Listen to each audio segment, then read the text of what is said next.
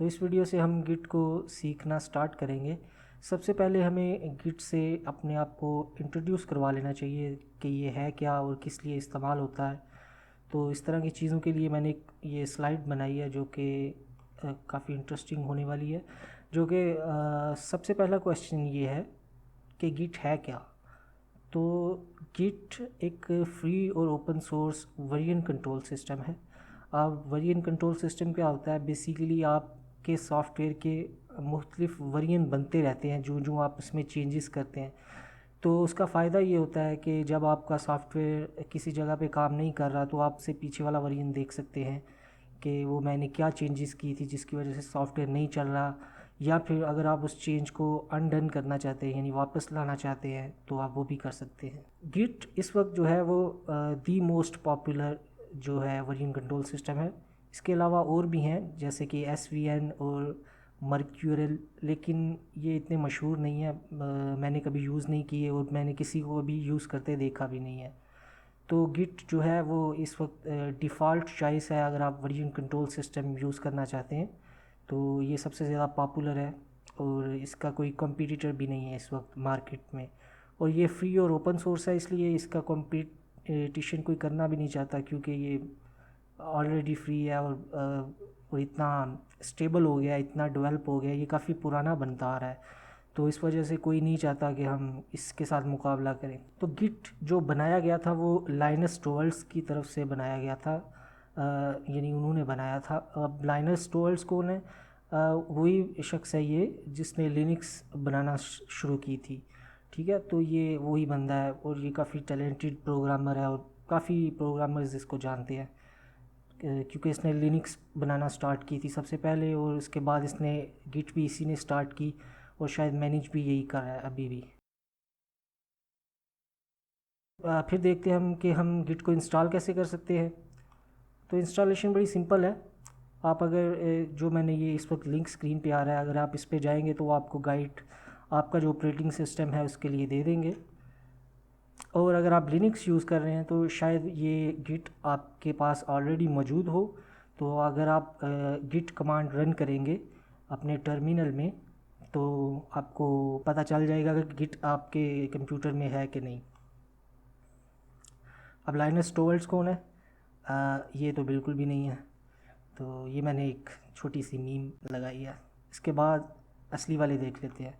तो ये लाइनस टोरल्ड्स है। आपको मोस्ट ऑफ द पीपल जो है वो इसको जानते हैं क्योंकि ये काफ़ी कम्युनिटी में अभी भी इन है, यानी कि लिनक्स की जो ऑर्गेनाइजेशन है उसके हेड है अभी भी। तो गिट भी मेरे ख्याल से लिनक्स ऑर्गेनाइजेशन की तरफ से ही बन रही है, तो इसलिए ये गिट के भी हेड है जितना मेरा ख्याल है। मैंने इस पर इतनी रिसर्च नहीं की, लेकिन आप कर सकते हैं ऑब्वियसली। उसके बाद अब क्वेश्चन आता है व्हाट एग्जैक्टली इज़ गिट। अब व्हाट इज़ गिट तो हमने देख लिया, गिट एक ओपन सोर्स सॉफ्टवेयर है, ठीक है। वर्जन कंट्रोल सिस्टम है, देख लिया, ठीक है। बेसिकली गिट जो है वो एक CLI टूल है, यानी कमांड लाइन इंटरफेस टूल, जो कि वर्जन कंट्रोल करता है और ये किसी भी किस्म के प्रोजेक्ट का वर्जन कंट्रोल कर सकता है। मिसाल के तौर पर ये नहीं ज़रूरी नहीं कि ये PHP का प्रोजेक्ट कंट्रोल करेगा या जावास्क्रिप्ट का या किसी और लैंग्वेज का। आप इसको इवन फ़ोटोशॉप का जो जो फ़ाइल होती है उसको भी कंट्रोल कर सकते हैं, उसको भी वर्जन कंट्रोल कर सकते हैं। तो किसी भी किस्म की फ़ाइल जो होगी उसको ये वर्जन कंट्रोल कर देगा। ये बेसिकली फ़ाइल्स की चेंजेस को ट्रैक करता रहता है। अब वो चेंजेस किसी किस्म की किसी भी फ़ाइल में होती हों, ठीक है। तो जहाँ आप एक गिट को बता देंगे कि मैंने ये चेंज किया है, तो ये उसको याद रखेगा कि पुरानी फ़ाइल क्या थी और नई चेंजेस क्या थी, ठीक है। तो इस तरह ये वर्जन कंट्रोल किसी भी किस्म के प्रोजेक्ट को कर सकता है। अब मैंने बताया कि ये एक CLI टूल है, तो सारे लोग शायद CLI से इतना फेमिलियर ना हो, तो इसके ग्राफिकल यूज़र इंटरफेस सॉफ्टवेयर भी हैं गिट के, जो कि गिट के ऊपर बने हुए हैं, यानी गिट बेस्ड हैं। उनमें से जो मेरे फेवरेट हैं वो सबलाइम मर्ज है, जो कि सबलाइम कोड एडिटर की तरफ से है, और इसके अलावा गिट क्रैकन है, और ये मेरे ख्याल से कुछ इसके फीचर्स प्रीमियम हैं। इसके अलावा शायद सबलाइम मर्ज का भी आपको लाइसेंस ख़रीदना पड़े। उसके बाद now we should make our git repository. Wait, what is a git repository? तो क्वेश्चन है गिट रिपॉजिटरी, जो कि जहाँ से गिट बेसिकली स्टार्ट होता है, जहाँ आप यूज़ कर सकते हैं गिट के फीचर्स को।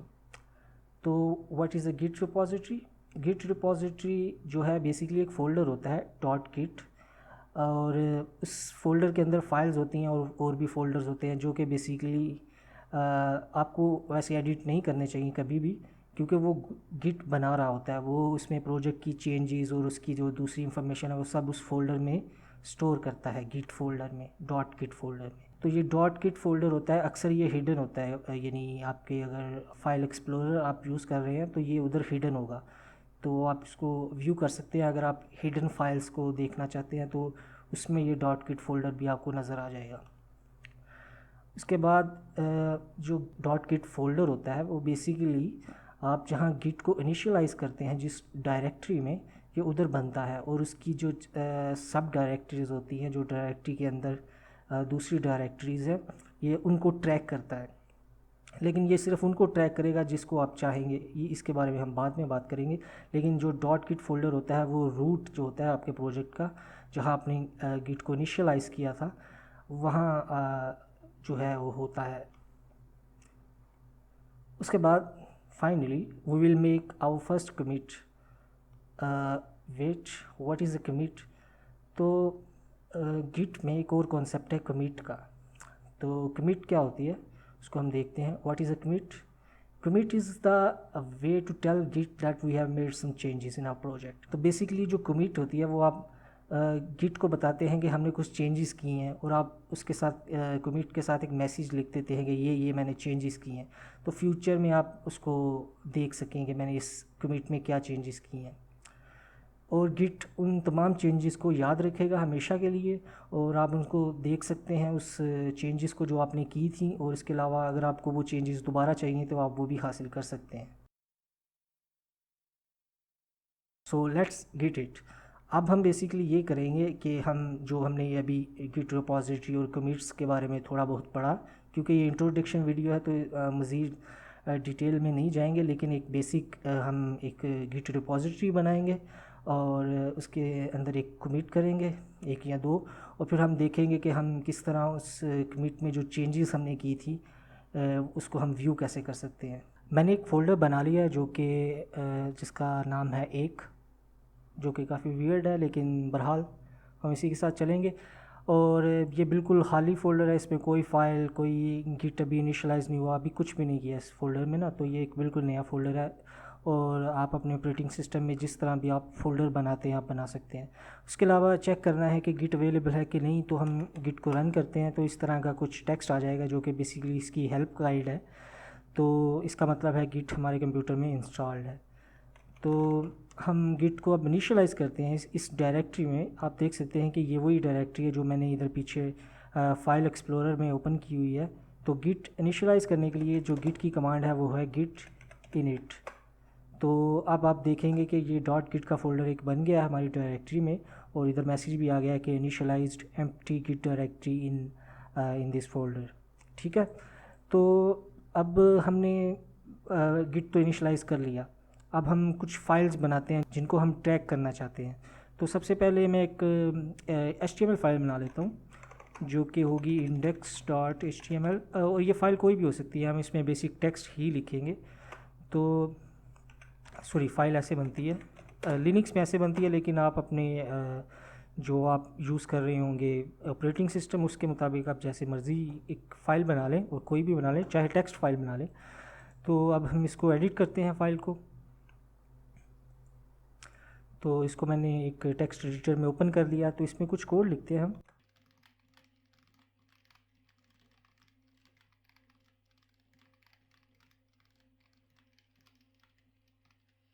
तो ये बेसिकली मैंने एक HTML का सिंपल सा कोड लिख दिया है। तो अब हम एक और कमांड देखेंगे गिट की जो कि बड़ी यूज़फुल है, और मेरे ख्याल से सबसे ज़्यादा यही कमांड यूज़ होती है गिट की, जो कि है गिट स्टेटस। तो बेसिकली ये आपका स्टेटस जो इस वक्त है आपकी रिपॉजिटरी का, वो आपको बता देता है। तो जब हम गिट स्टेटस को रन करते हैं तो ये कुछ इन्फॉर्मेशन आपकी स्क्रीन पे प्रिंट हो जाएगी, जो कि अभी आपको शायद सीखने की ज़रूरत नहीं है, लेकिन जो हमें रिक्वायर्ड इन्फॉर्मेशन है वो इस वक्त वो ये वाली है। इधर लिखा हुआ है untracked files index.html। ठीक है, इस वक्त गिट हमें बता रहा है कि इस फोल्डर में या इस रिपॉजिटरी में index.html की एक फ़ाइल है जो कि अनट्रैक्ड है, यानी अभी गिट उसको ट्रैक नहीं कर रहा। तो हम अब गिट को बताएंगे कि तुम इसको ट्रैक करना शुरू कर दो। तो हम लिखेंगे गिट ऐड का मतलब है कि हम किस फाइल को ट्रैक करना चाहते हैं और आगे उस फाइल का एड्रेस जो कि इस वक्त है index.html। ठीक है, तो इस वक्त जो है वो गिट ने index.html को ट्रैक करना शुरू कर दिया है। तो हम अगेन गिट स्टेटस को रन करते हैं। तो ये अब गिट बता रहा है कि एक नई फ़ाइल मैंने ट्रैक करना शुरू की है। तो चलिए अब इसको कमिट करते हैं। तो सबसे पहले जो कमिट जो करना होता है वो बेसिकली जो आपने ट्रैक्ड फाइल्स हैं जो, तो उसकी चेंजेस को वो कमिट कर देता है, उसको सेव कर लेता है, उसका एक वर्जन बना देता है। तो कमिट कैसे करते हैं, उसके लिए बड़ी सिंपल सी कमांड है गिट कमिट, उसके बाद m जो कि जिसका मतलब है मैसेज, और आगे आप डबल कोट्स में आप उसको मैसेज लिख सकते हैं। तो हम जो मैं पहली अक्सर कमिट करता हूँ उसमें मैं मैसेज लिख देता हूँ init। तो इस तरह आपकी ये पहली कमिट हो गई। अगर आप अपनी जो आपने कमिट्स की हैं टोटल वो देखना चाहते हैं तो आप गिट लॉग की कमांड यूज़ करते हैं। तो इस वक्त वो कुछ इन्फॉर्मेशन दे रहा है कि एक कमिट हुई है इस वक्त, और उस कमिट का मैसेज था init, इस तारीख को हुई थी। उसके अलावा ये उसका हैश है उस कमिट का, और ये हैश काफ़ी जगह पे यूज़ होगा तो उसको हम देखेंगे कि वो कैसे यूज़ होता है। अगर आप सिर्फ गिट के मैसेजेस देखना चाहते हैं, यानी ये मैसेज जब बहुत सारी कमिट्स हों तो ये बड़ा कंफ्यूजिंग बन जाता है ये इस तरह का। तो एक बड़ी जो सिंपल सा ऑप्शन है इसका वो है वन लाइन। ये आप रन करेंगे तो बेसिकली वो आपको वन लाइनर दे देगा आपकी कमिट का, जो कि ऊपर तकरीबन 4 लाइनों में आ रहा है और ये एक लाइन में आ गया इस वक्त। अब हम इस फाइल में कुछ और चेंजेस करते हैं ताकि हमारे पास एक तो कमिट्स हो सकें और फिर मैं आपको बता सकूं कि वो चेंजेस को हम कैसे देख सकते हैं कि जो चेंजेस हमने की हैं कमिट्स में। तो हम आते हैं अपने HTML फाइल में दोबारा और हम इसमें एक h1 लगा देते हैं।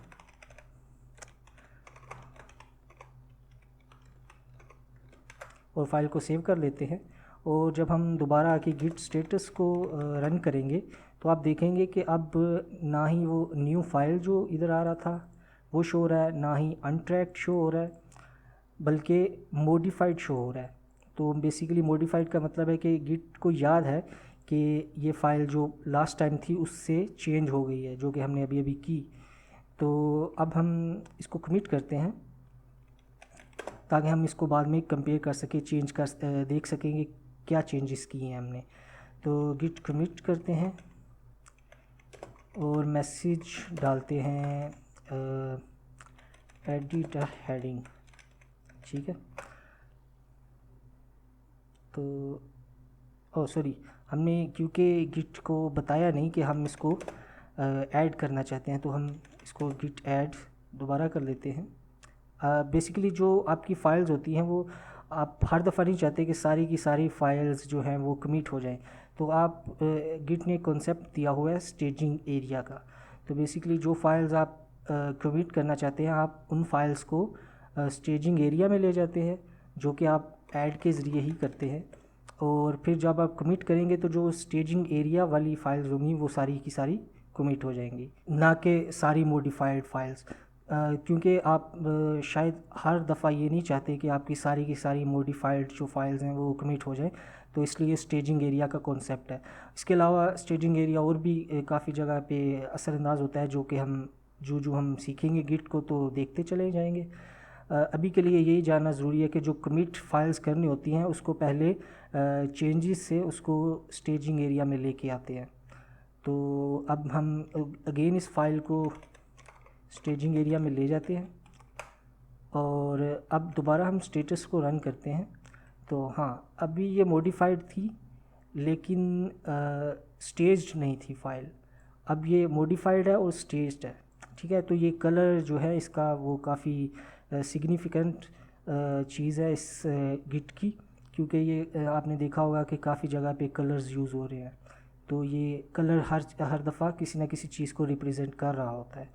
तो अब हम कमिट करते हैं जो हमने छोड़ दी थी, तो हमने कमिट कर दी, 1 फाइल चेंज, 1 इंसर्शन और डिलीटेशन भी कुछ हुई है। तो अब हम देखना चाहते हैं कि हमने कौन कौन सी कमिट्स की हैं। तो अगेन हम गिट लॉग करते हैं, तो इस वक्त ये देखें 2 चेंजेस हो गई, ठीक है, यानी 2 कमिट्स हो गई। अब आप इसका वन लाइनर भी देख लेते हैं, सॉरी। तो इस तरह ये कुछ नज़र आएगा।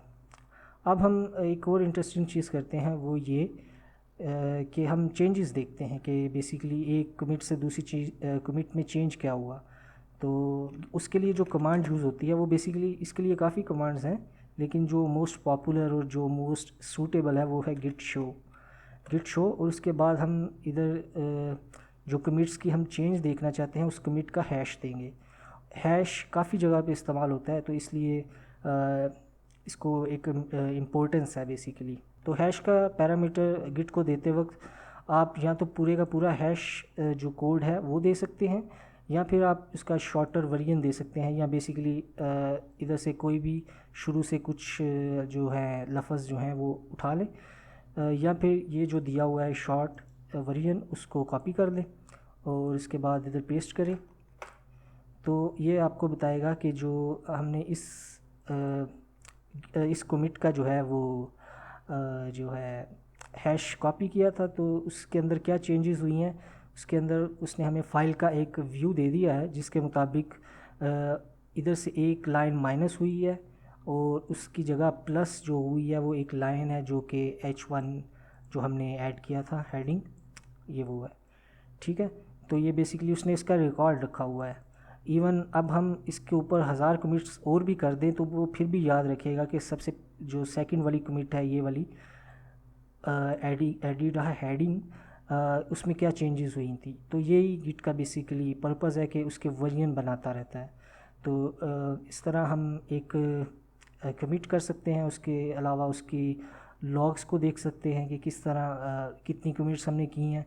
इसके अलावा उसकी चेंजेस देखने के लिए गिट शो, और इसके अलावा गिट शो को जो बेसिकली इसके अल्टरनेटिव्स काफ़ी हैं, यानी कि अगर आप किसी और तरीके से देखना चाहते हैं इसको तो वो भी आप देख सकते हैं, लेकिन वो काफ़ी डिटेल वीडियो हो जाएगी, तो उसके लिए हम बाद में वीडियो बनाएंगे ज़रूर।